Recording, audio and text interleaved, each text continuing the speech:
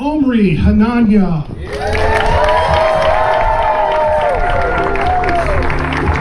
Hey everyone, how's it going?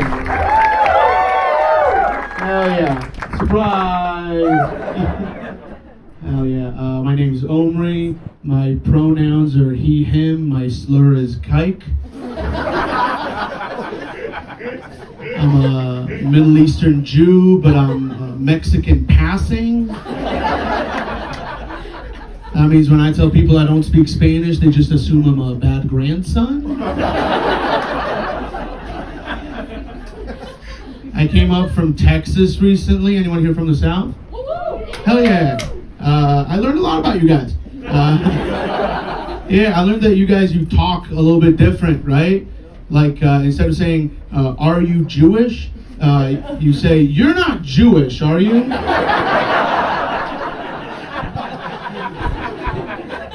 That joke is brought to you by my girlfriend's grandfather.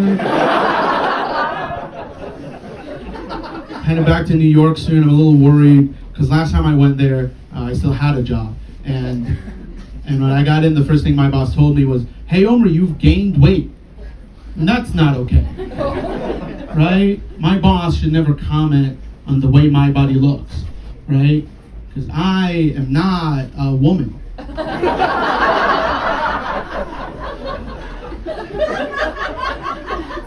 I didn't sign up for this shit. Like you guys did when you chose this life. No, I did start working out again, but it wasn't because my boss called me fat. It was because I was walking home one day and a homeless person was asking me for money, but he only referred to me as big guy. I'm 5'7". That means give me your money, you fat Mexican. And I like going to the gym again. I like going to the gym again because it's the 1 hour a day where I can be as sweaty as I normally am in a socially acceptable environment. Do you know how long I've waited to find a place where it's not weird that I wipe down the chair I just sat on? Encouraged, actually. And it's fun. My gym does classes. I get to do martial arts again. Anyone here ever do any kind of martial art? Hell yeah. I did BJJ, which is Brazilian Jiu-Jitsu, which is the art of rolling around with another man and you're both straight. And it's nice when you're a kid and you do that, they always tell you that it prepares you for adversity and stuff like that, right? What they don't tell you it prepares you for is modern dating.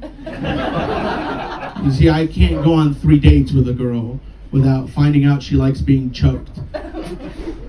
I have a unique set of skills that might be able to help in this situation. I never thought the hottest thing I can tell a woman on a first date was, have you ever been gator rolled?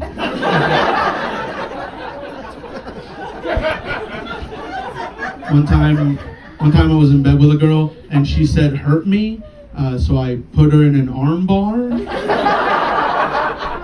She kept saying pineapple and I didn't understand what that meant. And afterwards she was like, why didn't you stop? That was my safe word. And I was like, oh, I'm sorry, I was just waiting for you to tap. My life's kind of behind me. Now I've been seeing the same girl for about 2 years now. You can clap. It's unique in New York because of all the tits. And you call them options. Slightly different, but they always say, like, how do you keep a girl for that long? And the answer, honestly, is very simple. Once a day, I offer her water. Bitches love water. The bar for men is very low. And do you know who that's good for? Guys that are right here. I get to be a quality man. And all I got to do is make sure you're happy, healthy, and alive. It's pretty sweet. When I started seeing the girl I'm currently seeing, she told me she has a Jew fetish. I didn't know we could do that. I didn't know that was an option. And it bothered me at first, but then I started thinking about it as anti-Semitism's hot younger cousin. It's not bothering me, but then she told me she was Jewish, so I had to explain to her that if you're Jewish, liking other Jews is not a fetish. It's just pleasing your mom. I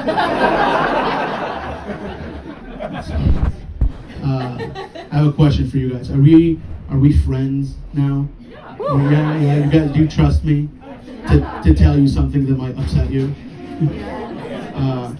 I'm an immigrant. That's not this part. I know which part of Montana. I'm originally Israeli. Okay, cool. A chill falls through the room as he says the one thing you're not supposed to say these days. It's okay. I usually when I say that, it kind of sucks the air out of the room for a minute, and then I will tell you this. I get a lot of weird looks when I tell people I'm from Israel, and I get it. I served in the army and all that. But I will have you know that I did more to free Palestine as an incompetent IDF soldier than any activist ever.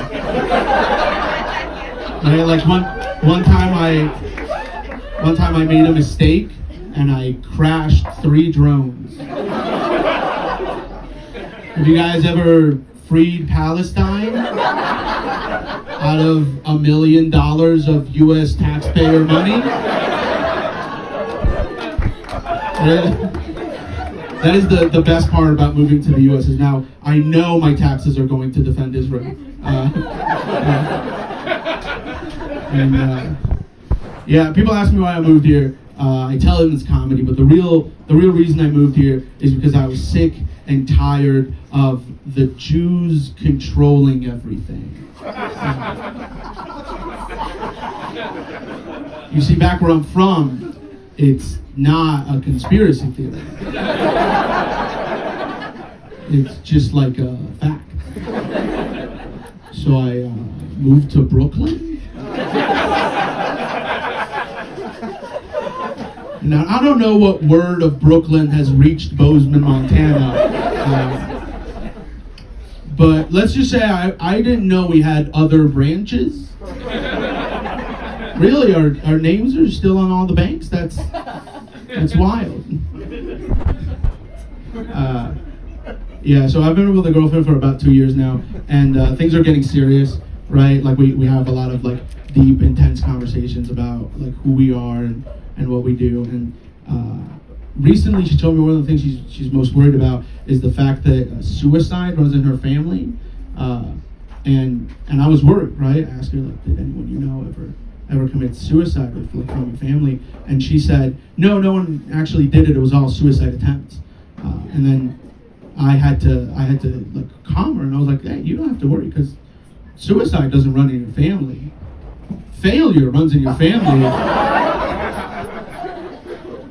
Much more concerning as the person dating you.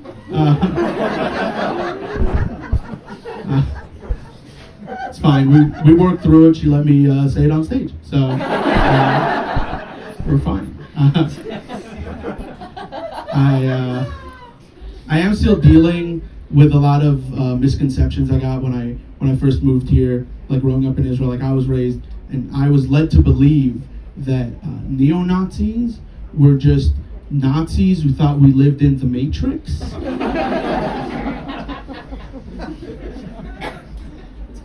And I found out like we have a lot of conspiracy theories about us for some reason. So I started researching them because I want to know what I'm being accused of, you know? So read me the charges, officer. And I guess my least favorite one is the Jews control the weather. Yeah, you've heard, I assume. You're welcome for stopping the rain right before the show. Yeah, that one doesn't make sense to me because the average temperature where I'm from is 105 degrees Fahrenheit. No one does that to themselves. You know, and can you imagine 2 Jews with a weather machine just like Hey, Shlomo. You know how we have that weather machine? And our whole thing is very thick coats?